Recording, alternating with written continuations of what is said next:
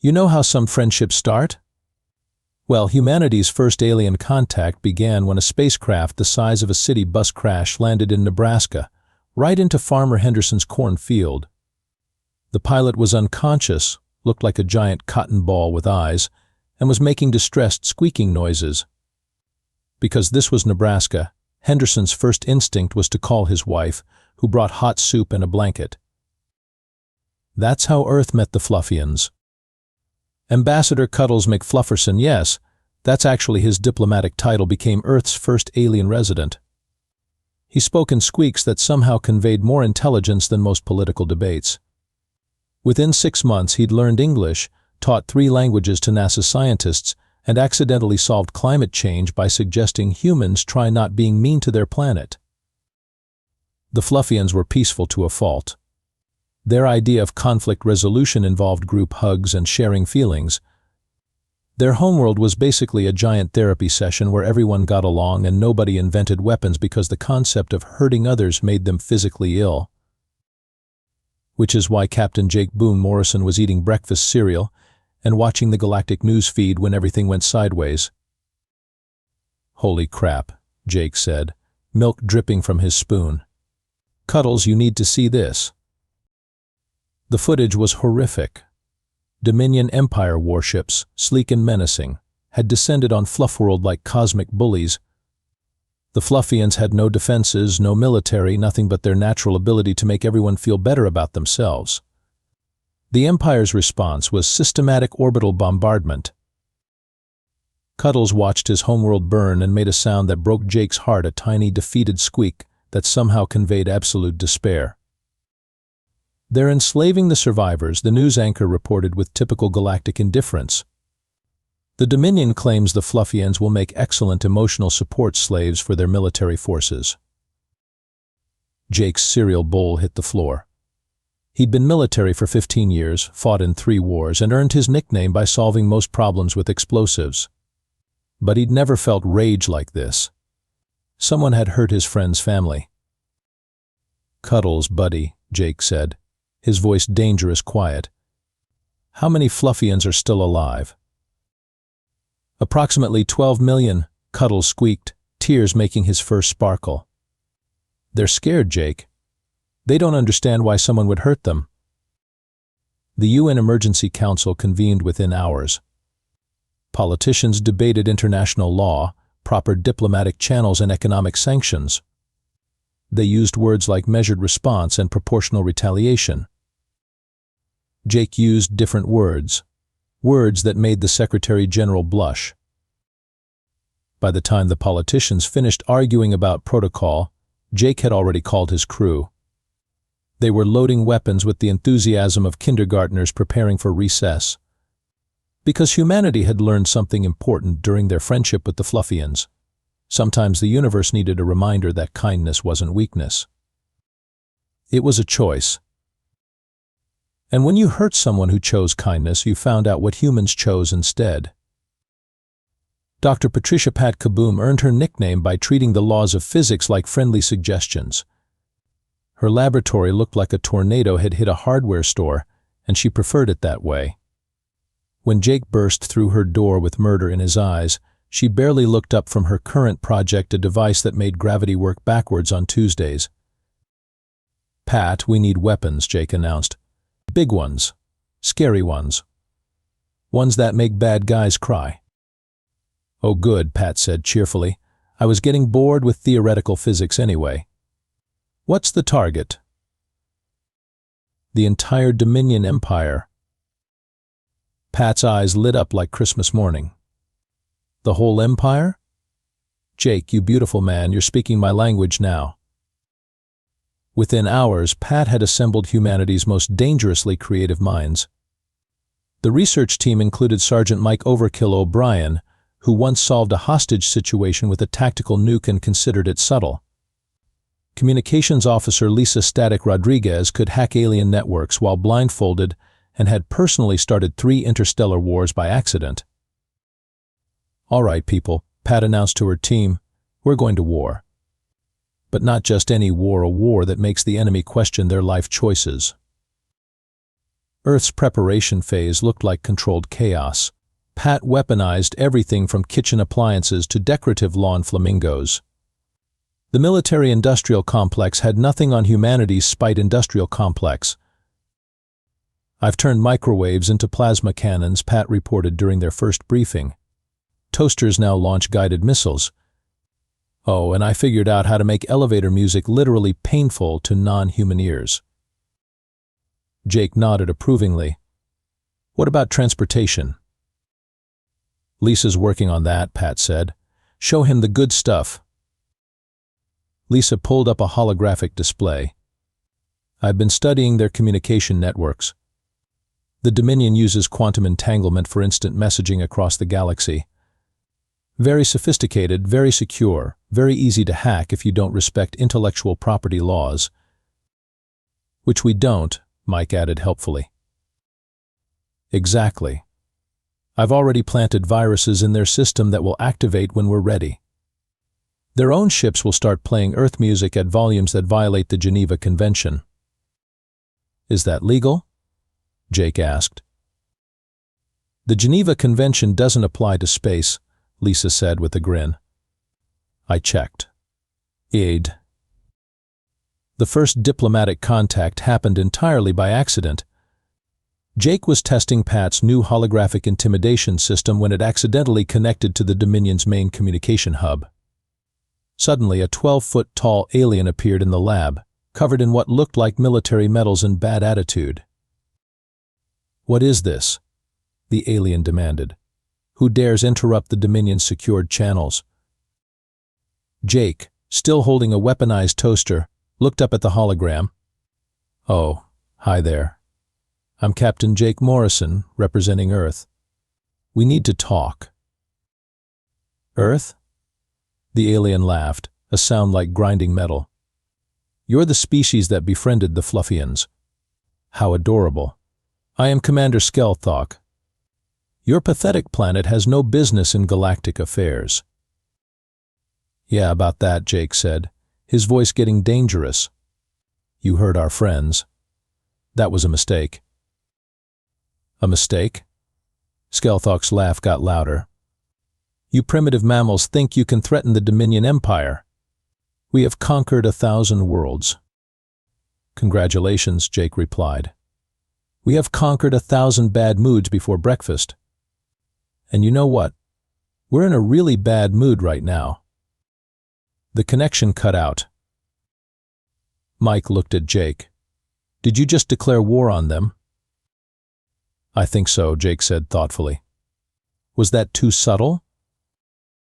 "Sir," Lisa said, checking her displays, "their entire fleet just went to high alert. Also, I may have accidentally declared war on 16 other species while hacking their system." 17, Pat corrected, holding up a device that was sparking ominously. "I just weaponized their coffee machines." Jake grinned. "Well, this should be interesting." General Zorthak the Merciless had earned his title by conquering 87 worlds before lunch on his worst day. His flagship Inevitable Doom was the size of Manhattan and had never lost a battle. When he received reports about humanity's declaration of war, his first response was to laugh until his subordinates worried about his mental health. "Let me understand this correctly," Zorthak said, reviewing the intelligence reports. "These humans have declared war on us because we enslaved some cotton balls?" "Apparently the cotton balls were their friends, sir," reported his aide, Commander Scritch. "Friends?" Zorthak's laughter echoed through the bridge. "They're emotionally attached to livestock. How charmingly primitive." The Dominion's military analysis of Earth was thorough and completely wrong. Their reports described humans as bipedal mammals with average intelligence, limited technology, and an inexplicable fondness for explosive devices. They noted humanity's tendency toward chaotic behavior but classified it as a weakness rather than a tactical advantage. "They have no unified military command," Zorthak read aloud. "Their weapons are primitive chemical propulsion systems. Their largest ships are barely capable of interplanetary travel. This will be over in hours." What the Dominion failed to understand was that humans don't fight wars like normal species. Normal species use strategy, logistics, and predictable tactics. Humans use spite, creativity, and weapons that technically shouldn't work but do anyway because nobody told them it was impossible. Earth's first battle was more like a cosmic prank than military engagement. A single human ship, retrofitted with Pat's experimental modifications, approached the Dominion's advanced scout fleet. The ship looked like someone had welded a McDonald's to a fighter jet, complete with golden arches and a drive-through window. "This is Captain Morrison aboard the USS Absolutely Not," Jake announced over open channels. "We're here to discuss your poor life choices." The Dominion scouts, following standard protocol, demanded surrender. Jake's response was to activate Pat's latest invention, the confusion ray. But instead of destroying the enemy ships, it made all their displays show Earth's most embarrassing reality TV shows. "What is this?" The lead Dominion pilot screamed as his tactical display filled with footage of humans competing to marry strangers. "That's just Tuesday on Earth," Jake replied cheerfully. "Wait until you see what we do for entertainment." The battle, if you could call it that, lasted approximately 7 minutes. The Dominion scouts surrendered not because they were outgunned, but because they couldn't stop watching Earth's daytime television. 2 ships actually requested asylum. "Sir," Commander Scritch reported to Zorthak, "we've lost contact with the advance fleet." "Lost contact? Were they destroyed?" "Worse, sir. They're binge-watching something called The Bachelor and refuse to respond to communications." Zorthak stared at the report. "That's impossible. Our ships are equipped with the finest military-grade attention spans in the galaxy." "Apparently not, sir." The second engagement was even stranger. A Dominion battle group encountered what appeared to be a human cargo ship broadcasting nursery rhymes at maximum volume. When they demanded it stop, the ship's captain, a woman with a disturbingly cheerful voice, offered them cookies. "Cookies?" the Dominion commander asked. "Chocolate chip," the woman replied.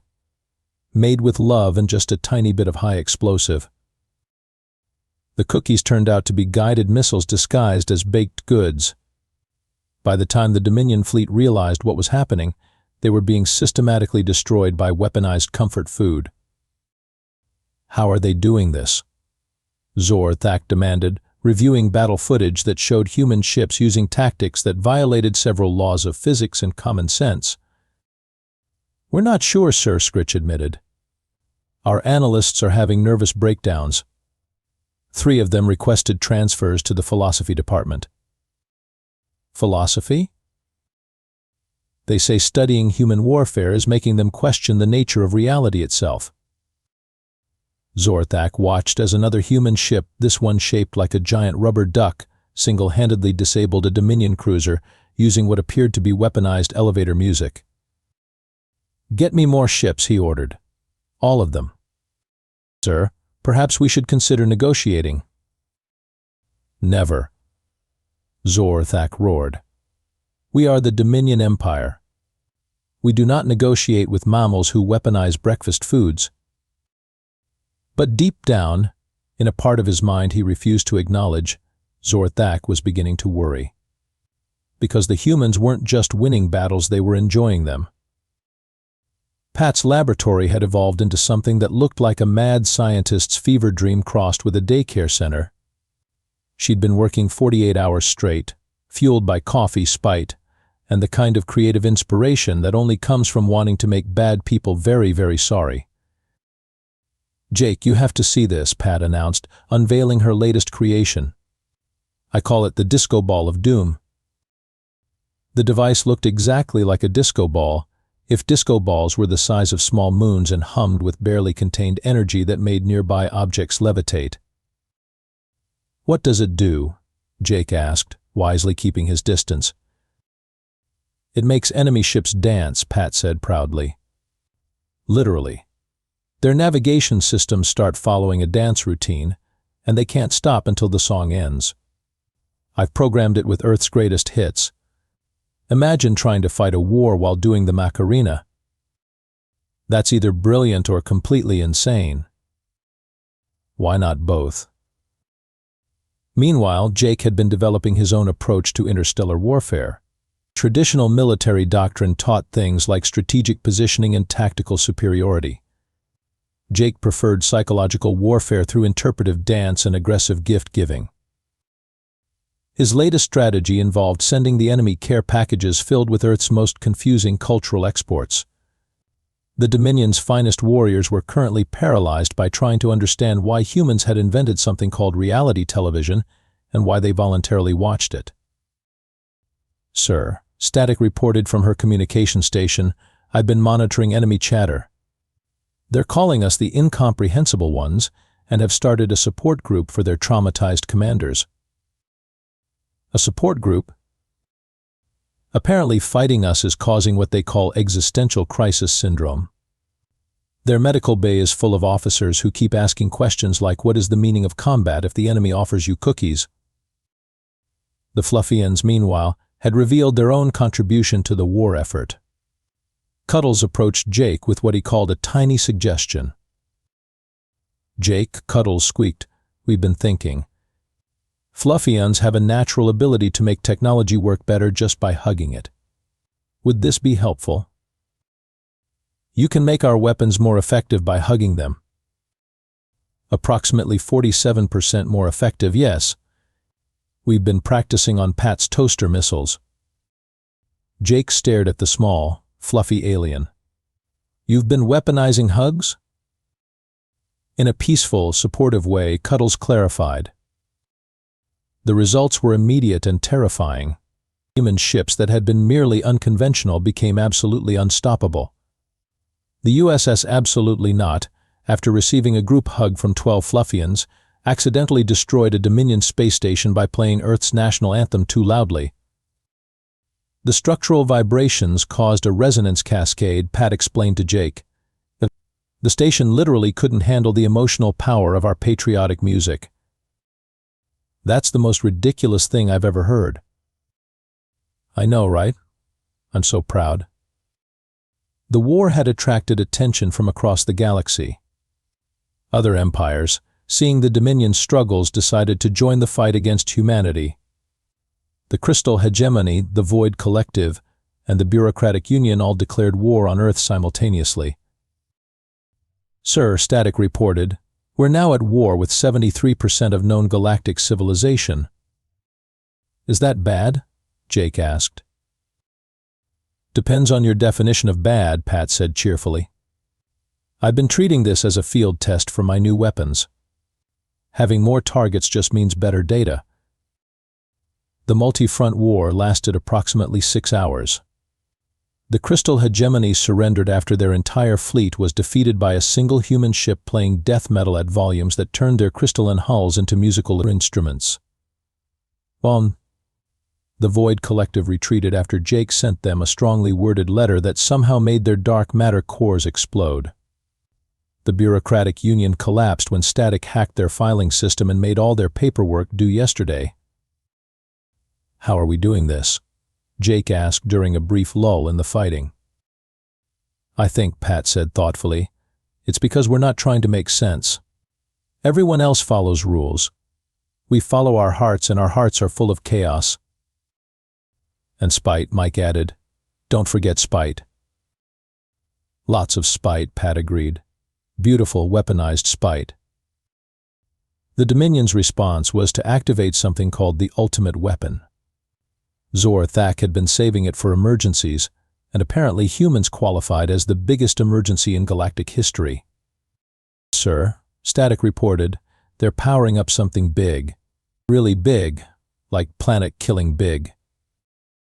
Jake looked at his team. Pat was grinning maniacally. Mike was polishing explosives. Static was humming while she hacked into the enemy's ultimate weapon. Cuddles was offering everyone emotional support hugs. "Well," Jake said, "I guess it's time to show them what humans do when someone threatens to end the game." The Dominion's ultimate weapon was called the Reality Ender, and it lived up to its name. The device could unmake entire star systems by convincing them they had never existed in the first place. It was powered by the concentrated despair of 1,000 conquered worlds and operated on principles that made theoretical physicists weep. General Zor-Thak stood on the bridge of his flagship, watching the weapon charge up. The device was the size of a small moon, crackling with energy that bent space-time around it. This would end the human problem permanently. "Sir," Commander Scritch reported, "the reality ender will be fully charged in 10 minutes. Once activated, it will erase Earth and everything humans have ever touched from existence." Finally, Zor-Thak said, "These mammals have caused enough chaos. Time to return the galaxy to proper order." What Zor-Thak didn't know was that humans had been preparing for this moment. Pat had spent the last week building what she called the cosmic middle finger, a weapon powered entirely by human stubbornness and dad jokes. "The theory is simple," Pat explained to Jake as they watched the reality ender charge up. "Their weapon runs on despair. Ours runs on the most powerful force in the universe, humans being unreasonably angry when someone threatens their friends." "How does that work exactly?" "I've weaponized the concept of, 'Oh, you want to play that game?' and combined it with humanity's collective dad joke database. The result should be either total victory or the universe's worst pun." "Those aren't mutually exclusive," Jake pointed out. The USS absolutely not, now upgraded with fluffy and happiness technology and Pat's reality-defying engineering, approached the reality ender. The Dominion's ultimate weapon was preparing to fire, space-time itself warping around its massive form. "Attention, Dominion Empire," Jake announced over all channels. "This is your final warning. Release the Fluffians, apologize for being jerks, and we'll consider not making you the universe's laughingstock." Zor-Thak's response was predictable. "Surrender now, mammals, or be erased from existence." "Okay," Jake said cheerfully. "You asked for it. Pat, activate the cosmic middle finger." "With pleasure," Pat replied, pressing a button that definitely shouldn't have been red and glowing. What happened next broke several laws of physics, 3 laws of thermodynamics, and 1 law of common decency. The reality ender fired its reality unmaking beam directly at Earth's position. At the same moment, Pat's weapon activated, creating a wave of pure human stubbornness that collided with the Dominion's despair beam in the space between worlds. The result was spectacular. Instead of being erased from existence, Earth's position in space-time was reinforced by humanity's collective refusal to accept defeat. The reality ender's beam, powered by despair, met an equal and opposite force powered by humans saying, "No, actually, we're fine, thanks." But the really devastating part was the dad jokes. Pat had weaponized 10,000 years of human comedy, creating a psychological attack that made the enemy's reality-warping technology turn against itself. The reality ender, confused by jokes about chickens crossing roads and fathers who went out for milk, began unmaking itself instead of its target. "What's happening?" Zor-Thak screamed as his ultimate weapon began telling knock-knock jokes and questioning its own existence. "I think," Scritch said weakly, "our ultimate weapon is having an existential crisis." The cascade effect was immediate. Dominion ships across the galaxy began surrendering rather than face phase 2 of humanity's assault. The Crystal Hegemony, still recovering from the death metal incident, formally apologized and offered to pay reparations. The Void Collective sent a fruit basket. "Sir," Static reported, "we're receiving surrender transmissions from 97 different species. Also, the Galactic Council is asking if we're available for peace talks." "Peace talks?" Jake asked. "Apparently the universe is officially afraid of us now." Zor-Thak, watching his empire collapse in real time, finally understood what he was dealing with. Humans weren't just another species to be conquered. They were chaos incarnate, beings who treated the impossible as a personal challenge and responded to overwhelming force with weaponized sarcasm. "How?" he whispered, staring at the reports flooding in. "How did you defeat the reality ender with comedy?" Jake's voice came through the communication system, still cheerful despite having just prevented universal annihilation. Simple. You tried to make us not exist. But we're humans, General. We've been dealing with people telling us we're impossible our whole lives. We just decided to prove them wrong. The reality ender, still confused by dad jokes, sent out one final transmission before shutting down forever. Why did the chicken cross the road? To prove it existed despite reality warping technology. I don't get it, but I respect the chicken's determination. 6 months after the war that military historians would later call the weirdest thing ever, the galaxy had settled into what could generously be described as organized chaos. The Galactic Council had been replaced by something called the Don't Be a Jerk to Our Friends Galactic Accords, which was less of a treaty and more of a cosmic honor system enforced by the threat of humanity's creative retaliation.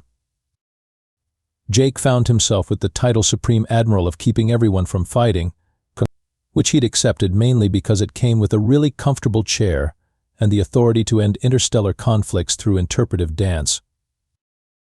You know, Jake said to Cuddles as they reviewed the latest peace reports, I never thought I'd miss the simple days when our biggest problem was exploding toasters. The toasters were very nice, Cuddles squeaked approvingly. They made excellent toast before Pat weaponized them.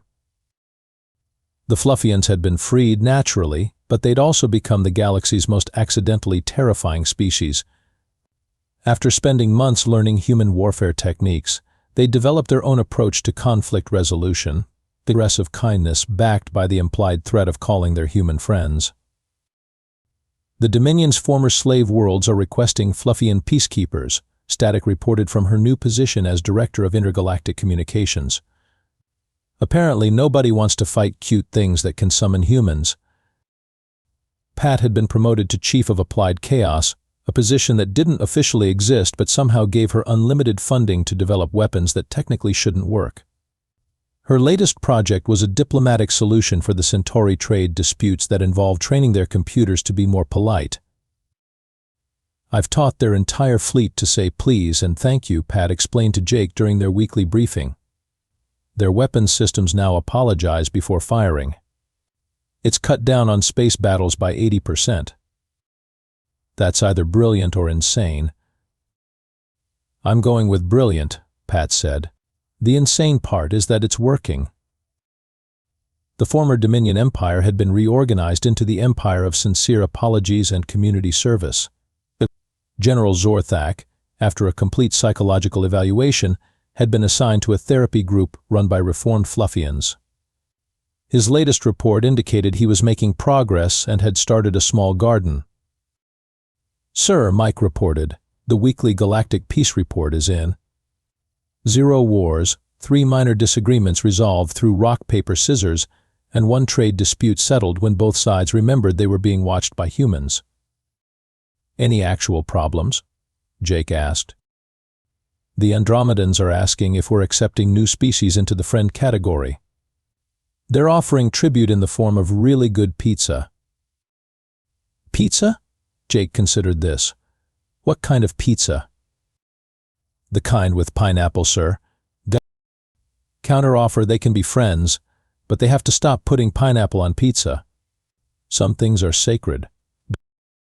The galaxy had learned that humanity's most dangerous weapon wasn't their technology or their creativity or even their weaponized stubbornness. It was their ability to make friends and then get unreasonably angry when those friends were hurt. Every species now understood the universal law. You could fight humans, you could even win against humans, but you could never ever hurt something humans cared about without facing consequences that defied both logic and physics. Jake, Cuddles said, interrupting his thoughts, the Galactic Council has approved your request for a new mission. Oh no, Jake said. What did I volunteer for this time? First contact with the Omega Quadrant. They've been sending threatening messages about conquering our galaxy. Jake looked at his assembled team. Pat was already sketching weapon designs on a napkin.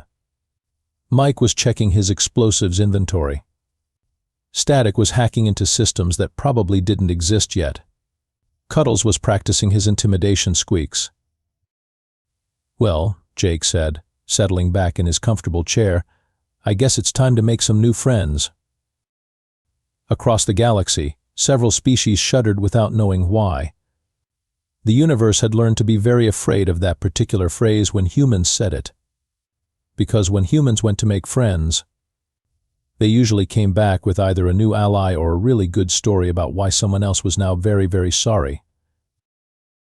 The Omega Quadrant was about to learn what the rest of the galaxy already knew: you don't mess with Earth's friends.